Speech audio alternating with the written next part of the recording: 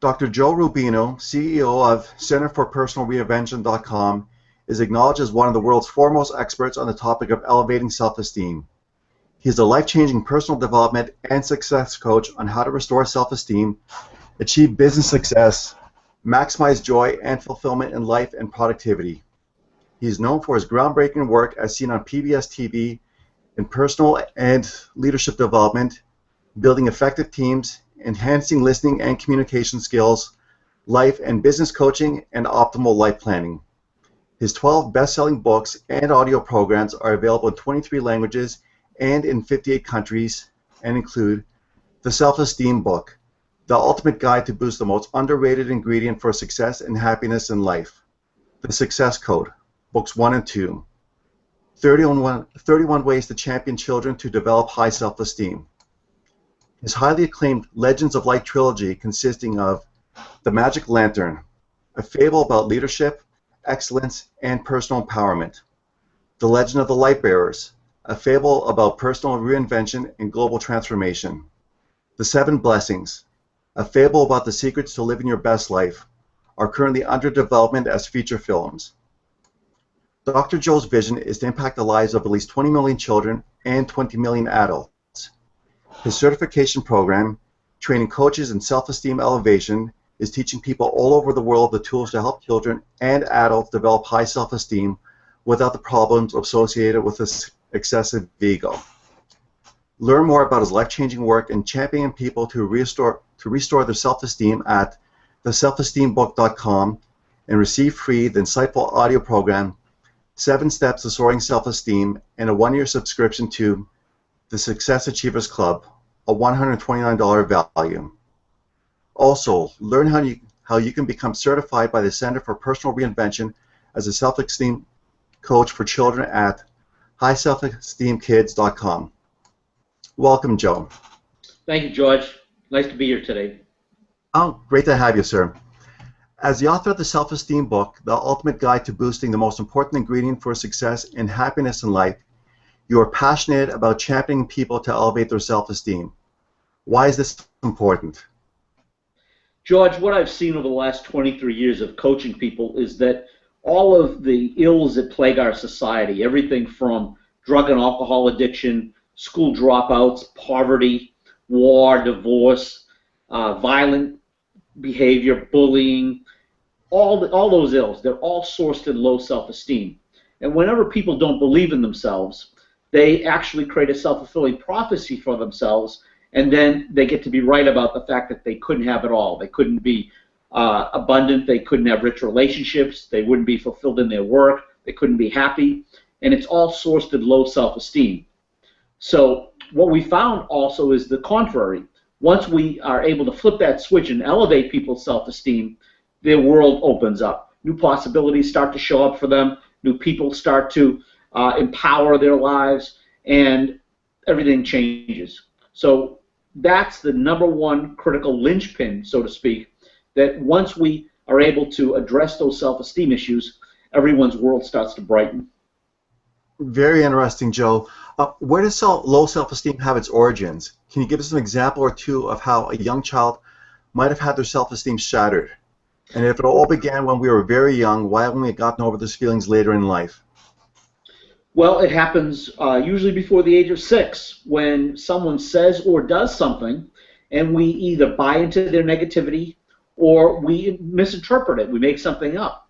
And it doesn't matter if we bought into negativity. It could be a bullying episode, a spanking, a name that we're called. Someone says or does something, and we think, I'm not good enough, I'm unlovable, I'm defective in some way.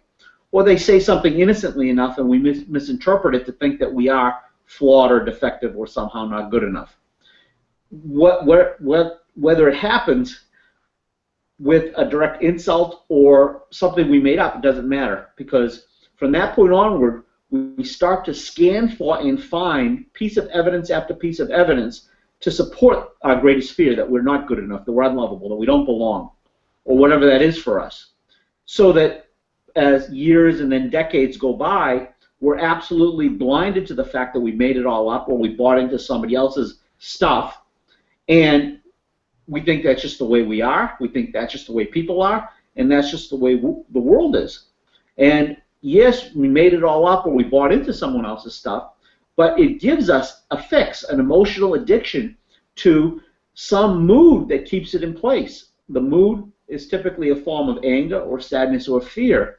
And when we're addicted, what happens is something happens, an upset in our lives. And we either buy into that upset or we make something up that causes us to be upset. And from that point onward, we now are not thinking clearly. We are in our reactive mode. We're reacting with anger or with sadness or with fear, depending upon how we're wired. So we keep it in place, not because we like to be in these upsets, but because we just don't know any better. We're invisible to what's got a hold of us. And so by elevating our self-esteem, we have the ability to become 10 feet tall and bulletproof, where no matter what people say or do, it just doesn't affect us. No one can damage our self-esteem unless we allow them to. Very interesting, Joe. Tell me a little bit about how we humans are bent on perfection and how this keeps us stuck. So how do we escape from these feelings of being unworthy in some way? Well, first of all, we look at the world and we find ways to invalidate ourselves. So there are athletes who are better physically fit than we are, movie stars who are more gorgeous or handsome than we are, people who are more intelligent, more charismatic, funnier. We always have the ability to scan for ways to compare ourselves with others in a way that doesn't support us, to compare ourselves in a way that invalidates us, allows us to be offended, allows us to feel not good enough or diminish our self-esteem. And what happens is when we constantly allow ourselves to be invalidated, when we're constantly in this treadmill of trying to prove that we're good enough, trying to prove that we're perfect, we're always finding ways to invalidate ourselves, ways to show that we fall short of that. So what happens is that over time, we either try hard and are constantly disappointed, never get there, so there's no peace in that scenario, or we just give up. We think, what's the use? No use in trying because I'll never get there. So it just becomes a self-fulfilling prophecy, and our deepest fears become our reality. So how do you suggest that we deal with this negativity and stop this noise in our heads? Well, the first step is to recognize when we're listening to the negativity. You know, there's two ways that we are giving ourselves feedback. The first is through negative self-talk. And negative self-talk is something outside of ourselves. It's thinking with our heads, not our hearts. It's different from our intuition. Our intuition is always accurate, and it's always sourced in our higher self, and it's sourced in love. Our negative self-talk is sourced in fear. And when we overthink, we're constantly deriding ourselves, we're constantly invalidating ourselves, we're constantly feeling like we're less than. So the first step is to recognize the negative self-talk. Thank you for sharing. Now shut up and take a hike. We tell that little rumble on our shoulder. And we replace it with a positive affirmation of who we really are. And here's the important point, George. We now take action that's 180 degrees in contrast to whatever our greatest fear is. So let's give you an example. Let's say that we're invited to a party, and our negative self-talker says, you don't want to go to that party. Remember the last party you went to? You stood by yourself the whole night. You had a miserable time. You went home and you cried in your pillow afterward because nobody wants to be with you. Okay, that's the negative self-talk. We recognize it. Okay, thanks for sharing. Now take a hike. Yes. We replace it with a positive affirmation. You know what? I'm a good friend. I'm going to go to that party, and here's the action part. And I'm going to find someone who's shyer than I am, and I'm going to make a friend. I'm going to make their day better than I found them. And I'm going to have a great time at that party by taking the focus off of myself and contributing to someone else. So that's the sequence. We recognize the negative self-talk, stop it in its tracks, counteract it with a positive affirmation that speaks to the declaration of who we've decided to be, and now we take action that addresses our concern. Very nice. And I know in my own life I've been guilty of just focusing too much inwards on myself rather than looking at the reality around me. So I appreciate your insight with that, Joe. You also talk about emotional awareness. So why is this so important? And is it really possible to live an upset-free life? What's the secret? Well, with respect to emotional awareness, it runs us. We don't know how our emotions are constantly dictating not only our path in life, but our reactions to life. So those three emotions that I discussed before, the anger, the sadness, and the fear, they are the things that run us. Mm-hmm. And what happens is when it's invisible to us, we don't know that we're reacting with anger all the time. We Yes. don't know that we're constantly depressed and sad. We don't know that we're constantly worried all the time, to the extent that it runs our lives. So what happens is that these are invisible to us. The way to live an upset-free life is to make it present, to start to recognize whenever you're run by your negative emotions, and in that moment, stop the action. Stop. What happened? What was the upset? Anger, Yes. sadness, fear. Identify what the upset was. What happened? Separate out the facts from what you made up or interpreted about those facts. So Sally said this, and I became angry. Well, what could it be like in Sally's world for her to say that? Try it on like a coat. You don't have to be offended by it. If it has some value, use it to benefit your life. If it doesn't, release it. Exactly. So we separate out facts from interpretations. We ask ourselves, am I willing? And this is a big question. Am I willing to give up my right to be angry or sad or afraid? And if we are willing, then we release the emotion. We create a new interpretation that's emotion-free, that keeps us in relationship with the person. Yes. And now we take action that supports that relationship. So if let's just say that someone calls us a name, or gives us an insult. Okay, maybe our immediate reaction is to go to anger first and then sadness. You know, you don't like me, become sad. Okay, so how do we separate that out? What did someone say? Well, they said, you don't care about me, let's just say as an example. So what's it like in their world to have them say that? Maybe I wasn't paying attention. Maybe I wasn't listening. So how can we address that? You know, that's just not so. I do care very much about you. So we address the issue. And we then maybe edify them. We give them a compliment. We acknowledge them for something. Or we clean up a mistake that we made. And from there, we give up our right to be sad, in this case, or angry. And we then look to establish the relationship. What can I do to enhance the relationship? So when we can act from that proactive status, looking at what would support our interaction right now instead of being reactive mode. Once we pull back, we give up our right to react, we take the needle out of our arm like a heroin addict is addicted to heroin, we're all addicted to some emotional reactive state that has something to do with the anger, the sadness, or the fear. Once we give up our right to be emotionally reactive, we now can be effective. When we enhance our personal effectiveness, our charisma increases, our relationships improve, we get what we want, our life improves. Fantastic information. Joel, you also speak about 2 keys to healing your past and raising self-esteem, being empathy and forgiveness. Why are these so important? Well, when we have empathy, we ask ourselves, what's it like in the other person's world? So that whatever they say has no longer an effect upon us. They can say anything and we can realize, well, it's about George. You know, we don't know what pictures George is seeing in his head as he is saying things to me. So what we do with empathy is we say, what's it like in that other person's world? And not that I'm condoning bad behavior or I'm agreeing with what everyone else says, but we don't have to be at the effect of that. Now, with forgiveness, once we forgive ourselves, we're now capable of forgiving other people because we will find the same flaws in other people that we find in ourselves. So once we forgive ourselves, we now complete with the past. We forgive others, we complete with the past, and we now have the ability to be present to whatever they say without the residue of lingering grief, vengeance, anger, whatever that is that accompanies our interpretations from the past. Yes, So, and I noticed like with myself there that I was not as quick to forgive as perhaps I should have been, and it's almost like taking poison and wishing that the other person gets sick from it. But in the long run, it's just making myself sick.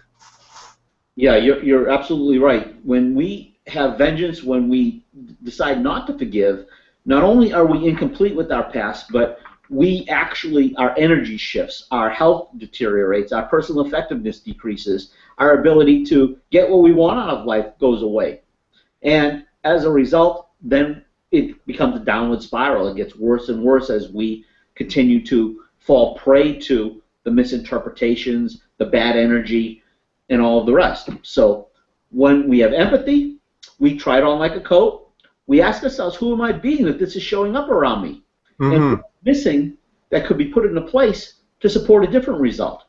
Yes. So it's just about being in personal development and knowing that it's all good and that we're in an inquiry moment by moment about who we're being that supports us, supports our relationships, our happiness, our abundance, all the things that we want, or how are we self-sabotaging? How are we diminishing those things by our actions and our thoughts? I see. Well, and Joe, there are actually some experts out there that say, don't even bother digging up these issues. So can't we just be better served up by not digging this up at all? Well, I hear that all the time, George, and the problem is if you don't address the issues, they linger in the background. They're kind of like a virus on your computer that doesn't go away. So when you least suspect it, you're going to have a problem. The way that we address it is not by just constantly reliving the upsets, but by completing the upsets, by reinterpreting the past in a way that serves us, knowing that it's all good, it's all there for our development. Every problem has within it a gift. We have a choice. We can either learn the gift, we can learn from the challenges, we can enjoy the process, we can clean up our messes, forgive ourselves, apologize where necessary, do better in the future, make a new commitment, live from a new declaration of who we've decided to be, or we can continue the same downward spiral that we've always done, living the past instead of the future. And, people say you can't change the past. Well, it's not the history of what happens, the facts that we remember. It's our interpretations of those facts. And those are things we can change in a moment. Well, I love what you're saying about with the challenges, because some people will have the approach, they say, well, look at all the bad stuff that's been happening to me, and I keep attracting it. Others just say, well, look at what I've gone through, and I'm stronger because of it. Yeah, we always have the ability to interpret every one of life's occurrences in a way that supports us and empowers us or shuts us down. We get to choose. It's up to us. And there's a huge contrary benefit for us to constantly pick the interpretations that make us victims. We get to feel sorry for ourselves. We get to evoke the pity of other people. We get to not take responsibility for moving our lives forward. And there's a cost to all of that. So when we get present to what it's costing us, you can see that the only true rational choice is to complete, heal, elevate self-esteem, and move on. And Joe, how can we get off of focusing on what's wrong with us? Don't we have a right to our emotions and a right to be angry if we've had a difficult life or if we've been wronged by others?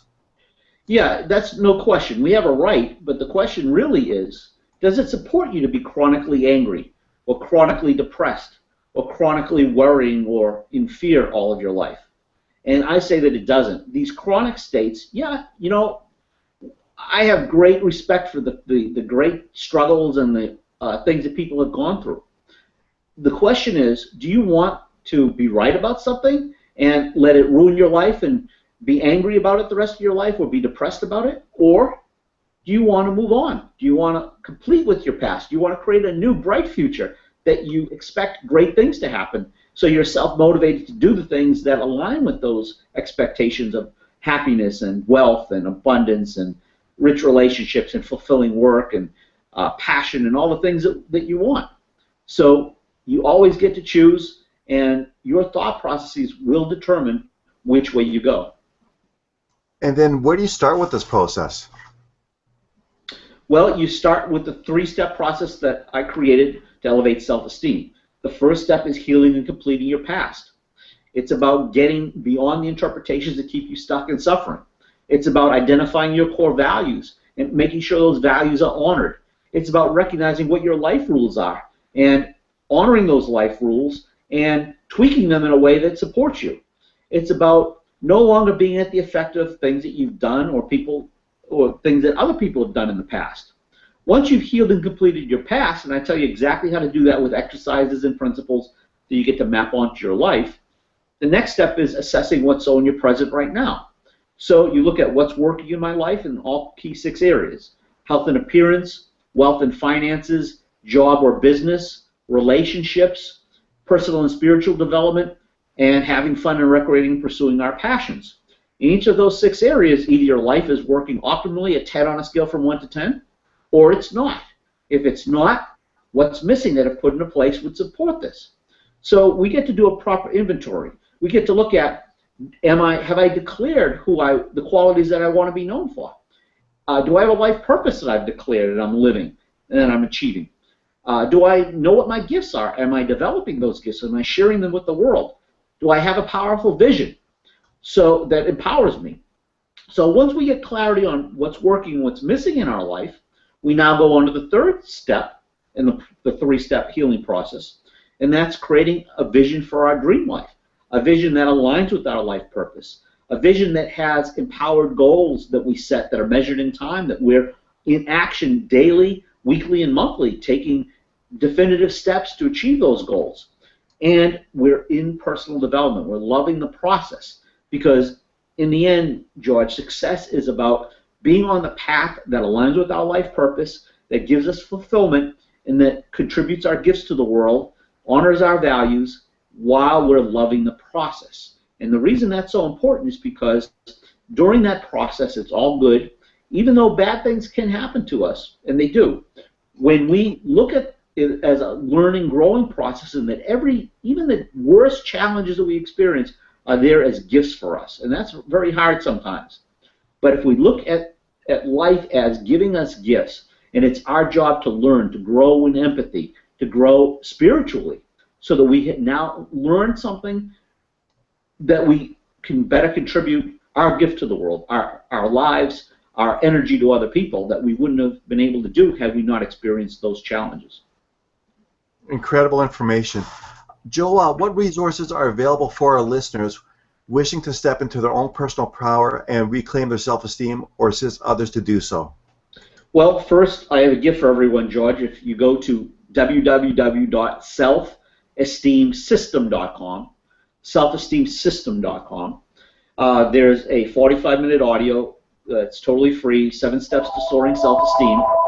It comes with a combination of 7 mini-course lessons that go into your inbox about every other day. And that's a thank you for checking out our work.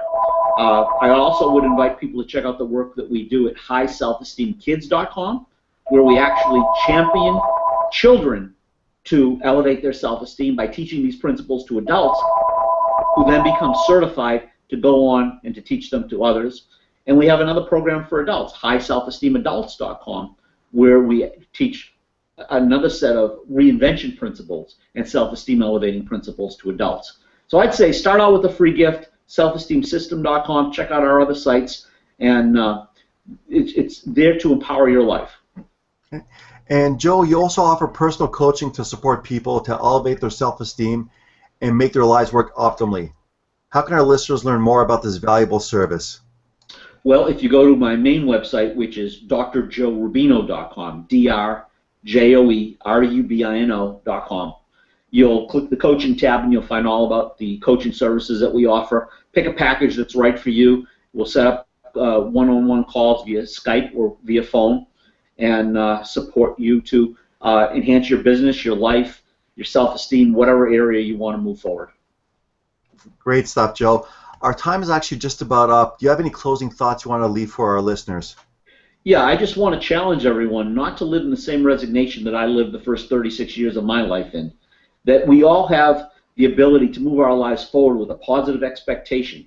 We have the ability to be in development and know that it's all good. We have the ability to shift our energy so that it empowers us, and it coincides with the energy of the people that we want to attract into our lives. So if your life isn't optimal, if it's not a 10 in all those 6 key areas that I mentioned, then don't just let this last interview time be an interesting exercise. Take some action. Get the free gifts. Check out the work that we do. Do something to move your life forward. The universe, God, however you want to hold that, is constantly there to give you opportunities, doors to open. This is one such door, and I invite you to step through the door, to decide right now to live from a declaration of the qualities that you've decided to be instead of the default, which is who you think you are, because we all have great magnificence within us, and it's up to us to manifest that. So I wish you Godspeed in living the life of your dreams, and if I can be of service in any way, please let me know. And thanks for your time this last half hour or so. Nope. Thanks for joining us, Joe, and I look forward to the next interview with you. Thank you, George. Appreciate your great work as well. Thank you. Have a great day, my friend. You too. Thank you.